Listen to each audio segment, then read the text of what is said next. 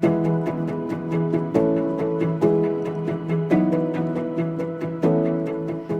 I'm Amy Bragagnini, Clinical Oncology Dietitian at Trinity Health Cancer Center. And today we're going to be talking about a number of exciting topics. We'll cover the importance of having a dietitian in the Cancer Center. We'll discuss several objectives. 1, does sugar feed cancer? 2, soy and its relation to breast cancer.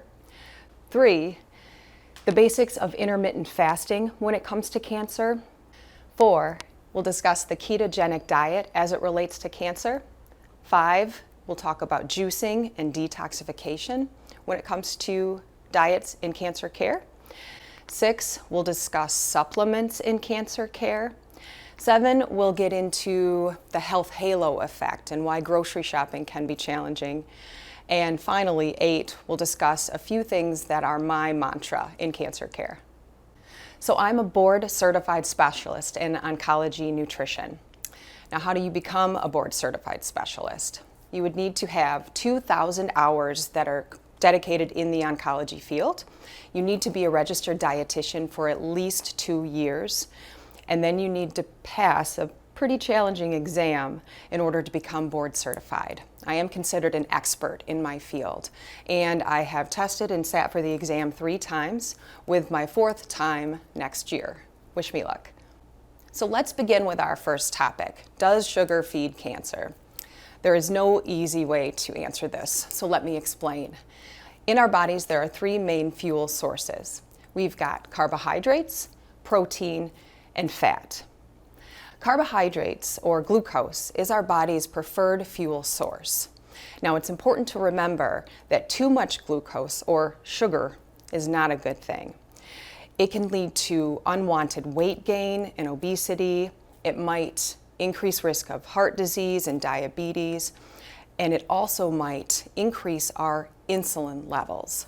Now, the important thing to remember about insulin is insulin's a hormone in our body that actually takes glucose into our cells for energy.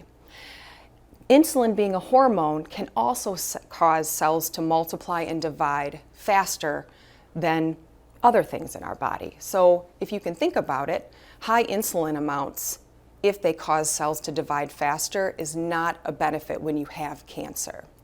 Cancer cells are exceptionally greedy. They multiply and divide a lot faster than our normal cells, so they do require a lot of energy for that process. Now, glucose, or sugar, does fuel cancer cells, but they also fuel healthy cells. So what we want to focus on is not going overboard and eating too much sugar, okay? Too much sugar in our body is not a good thing. It could lead to unwanted weight gain, and it can also increase our risk of heart disease or diabetes. So what we want to focus on is controlling how much sugar we have in our bodies. I like to think about sugar, or carbohydrates, in 2 ways. We've got simple carbohydrates and we've got complex carbohydrates. Complex carbohydrates are things like whole wheat bread, whole grain pasta, brown rice, and quinoa. There's fiber and protein and all of the goodness that comes within those foods. Simple carbohydrates are things like cookies, candy, cake. That's basically a processed way to get down to simple sugars. Now, in our bodies, simple sugars tend to increase our blood sugar level pretty quickly, while complex carbohydrates only increase it a little bit. Now, the protein and the fiber can help with that. So you might be thinking, do I need to cut out every bit of sugar in my diet? And the answer is no. Someone undergoing treatment for cancer already has possible side effects that might make eating difficult. So many times people have a low appetite, they might have nausea, or they might get fuller faster. If someone has all these side effects and they also have to eliminate all the carbohydrates from their diet, it could really increase their risk of malnutrition. Malnutrition is very prevalent in the oncology world for someone getting treatment. And so we want to remember that balance is the most important thing. If we're looking to find balance with our eating, there's a few things to focus on. One, we want to make sure that we're getting enough protein, fat, and fiber. Now, I mentioned earlier, we want to avoid situations where we have high amounts of glucose and then high amounts of insulin. A good way to eat around that would be to eat fiber, protein, and fat. Fiber comes in many sources, but as I mentioned, complex carbohydrates are filled with fiber and they help keep blood sugar levels down. Eating fat and protein are other ways to slow the rise of blood sugar levels, thereby decreasing our insulin levels. So let's talk about a few other ways to help manage blood sugar levels. There's a few things that we can do in our diet that will help lower our total glucose levels. One, eating more fiber. Eating a variety of foods like the complex carbohydrates that we talked about will overall help lower our glucose amount. Also, filling our diet with more protein and healthy fat can help lower blood sugar levels. Another thing that you can do is really start to get curious about what you're already eating. So anytime you choose to eat something in a package or a box, simply look at the food label. If you're looking to lower your overall sugar intake, really try to see how much added sugar is on the product you're eating. The American Heart Association suggests that women keep their intake of simple sugars down to around 6 teaspoons or 25 grams a day. For men, it's 9 teaspoons or 37 grams a day. So overall, you don't need to avoid sugar, but it is important that we try to lower the added sugar in our diet. So now let's move on to soy as it relates to breast cancer. Before I get into the soy aspect, let's talk about the basics of breast cancer. Some types of breast cancer are fueled by our body's estrogen. On breast cells, we have estrogen receptors. So if you want to picture estrogen like a key and the estrogen receptor like a lock, the key will go into the lock and turn it on and send signals throughout our body. Now, sometimes these signals may turn into an estrogen receptor positive cancer.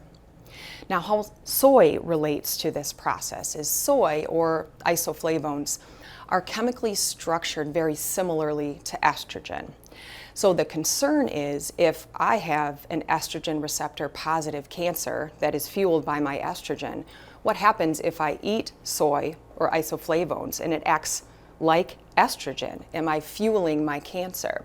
So while soy does have a similar structure to estrogen, estrogen in our bodies is much, much stronger than soy is. And the American Cancer Society and other organizations have done a lot of research that have investigated the impact of soy in our bodies, either with breast cancer or without breast cancer. And they have found that isoflavones, or soy, might actually block the estrogen receptor and not allow estrogen to form a bond with the receptor, which might be a protective quality against cancer. We also know that soy is an anti-inflammatory, an antioxidant, and it helps lower risk of heart disease and osteoporosis. So the bottom line is you can safely eat up to 2 servings of whole soy food, whether you have cancer, an estrogen receptor positive cancer, or no cancer. Now, what does a whole soy food look like?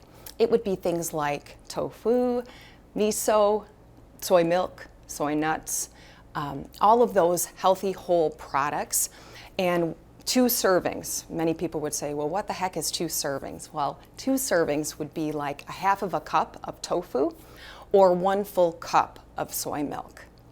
So now let's talk about intermittent fasting. And you might know somebody, your mom, your sister, your brother, that's following an intermittent fasting diet for weight loss. So what is intermittent fasting? It's basically taking a 24-hour period and allowing yourself to eat for a certain time frame in that period and then fasting or not eating for the rest of it. Some people have things like a 12-hour window where they can eat from 8 a.m. to 8 p.m. and then fast from 8 p.m. to 8 a.m. I've heard of other people following a pretty strict window where they're only able to eat for 6 hours a day. Some of the proposed mechanisms behind the intermittent fasting diet kind of goes back to our conversation about sugar and cancer. When we are in a fasting state, there might be lower glucose amounts and thereby lower insulin amounts, which could be a positive thing in our body. Also, there might be more damage to cancer cells in our body when we are fasting. So there are potential benefits and possible potential harms from intermittent fasting. A few potential benefits could be that we have lower blood sugar or glucose, and then we also have lower insulin, which might be a very positive thing in our body. Intermittent fasting might help us healthfully lose a little weight. Also, there have been several studies that have shown that intermittent fasting during cancer treatment can be a positive thing for you. The cancer treatment in several instances was actually more effective against cancer in our bodies while intermittent fasting. So it's important to know here that these studies are many and they have many different outcomes. There's not one single recommendation based on someone's cancer treatment or anything else to follow intermittent fasting or not. So more research is needed. So let's talk about a few disadvantages when it comes to intermittent fasting. As I mentioned before, treatment can be hard. Someone undergoing treatment might have a low appetite. And when intermittent fasting, if you only have 6 hours to eat and you're not hungry during those 6 hours, that could lead someone to become malnourished. Also, when you think about intermittent fasting, it takes planning and it takes preparing. Someone that is busy with cancer treatment, a family, and a full-time job might not have the time to devote to plan and prepare all of the food that they need to fully nourish their body during treatment. So the bottom line is intermittent fasting is out there, but I am waiting to see more definitive studies before I recommend it to my patients. Okay, our next topic will discuss the ketogenic diet as it relates to cancer. The ketogenic diet is a diet that is very high in fat and a very low in carbohydrates. This puts us in a position of ketosis. And what ketosis is when we don't have enough carbohydrates in our body has to have energy from something. So ketosis is simply the formation of ketones, and then ketones will be the fuel or the energy that's needed in our body. Now, there's some speculation that cancer cells can't use ketones for energy. So I understand why people then think the ketogenic diet, low in sugar, high in fat, low blood sugar levels, it might be protective against cancer. So let's break down the potential benefits and the potential harms of following the ketogenic diet in cancer care.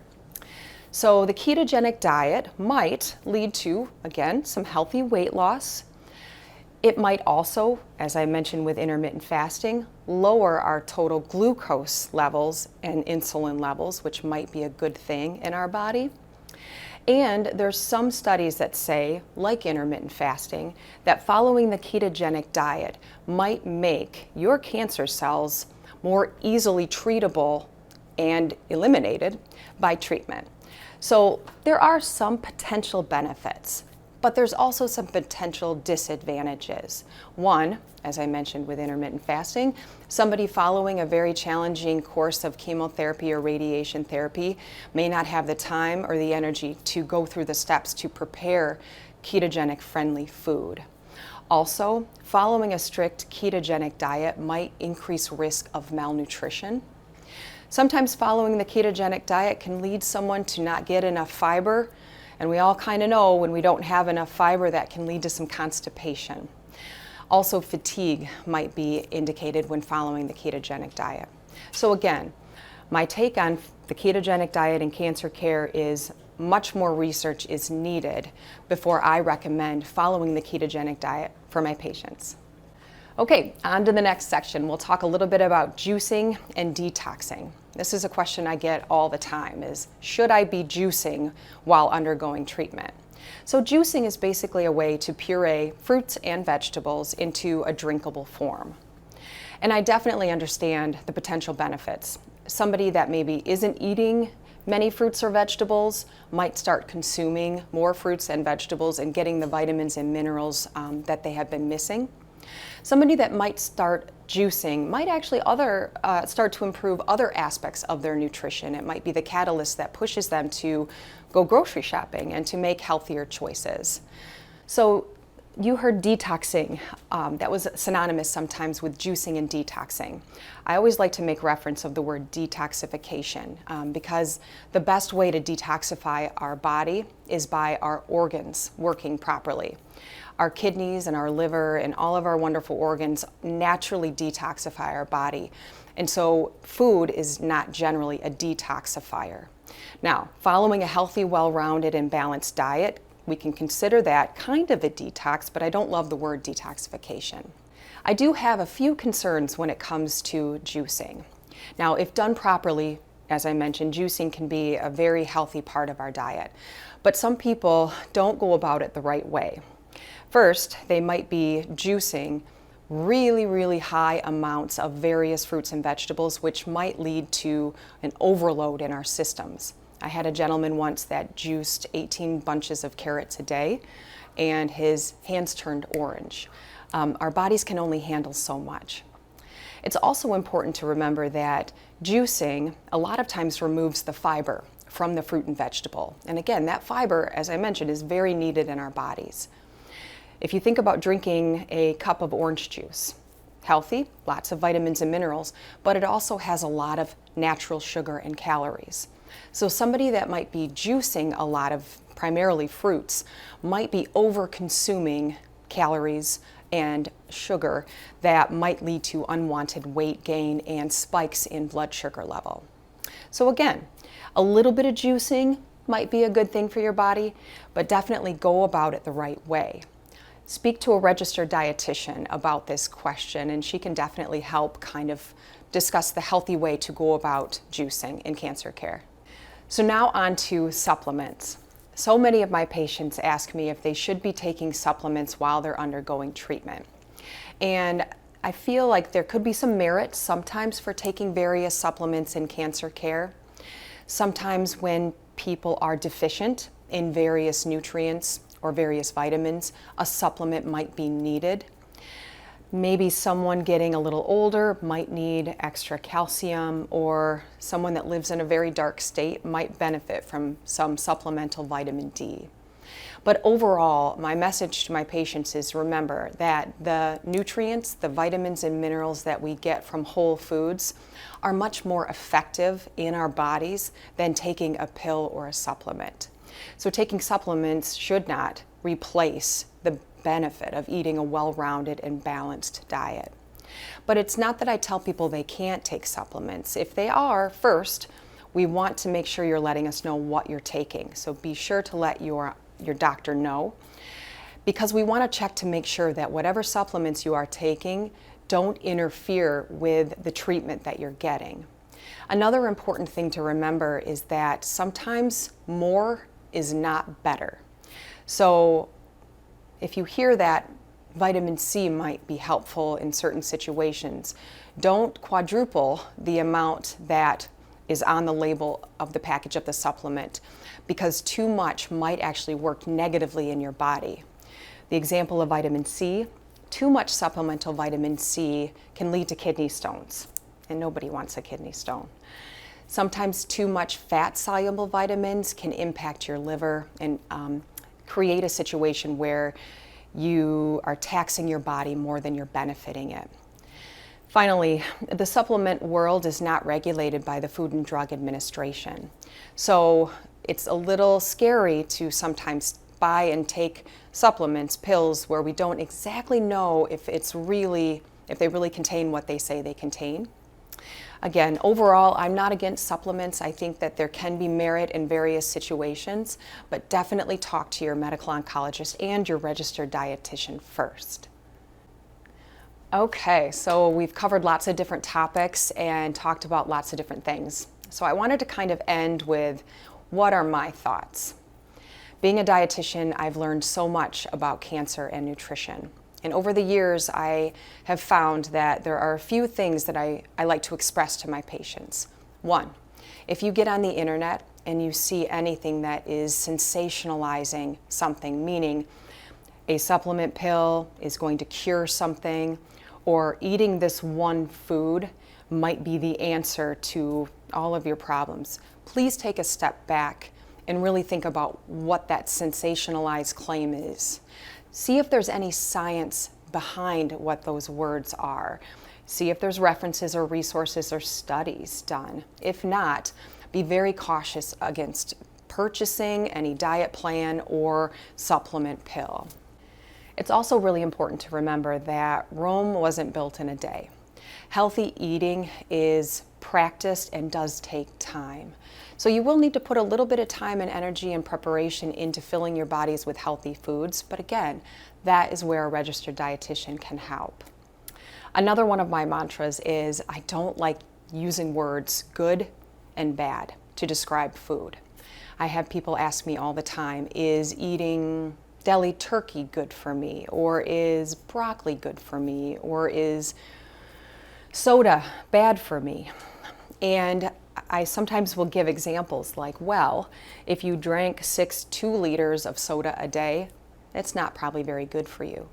Or if you eat 9 bushels of broccoli a day, it's probably not great for your digestive system. I feel that all foods have a place in our diet and in our intake, but the key is balance. So instead of saying good or bad, I like to say this food would really be a healthy thing to implement in the right quantities. And I sometimes think if you're following a pretty healthy and balanced diet, 1 small glass of soda is not going to change the overall ability of your diet and your food intake in fueling your body in a healthy way. So I think enjoy food, enjoy the flavors, enjoy the textures, experiment with new recipes, try to fill your plate with as many fruits and vegetables as you can, limit foods with added sugar, but enjoy a good piece of chocolate every once in a while. The healthy, balanced way of eating is the way to go. And I'm Amy Bragagnini. Thanks for being with me.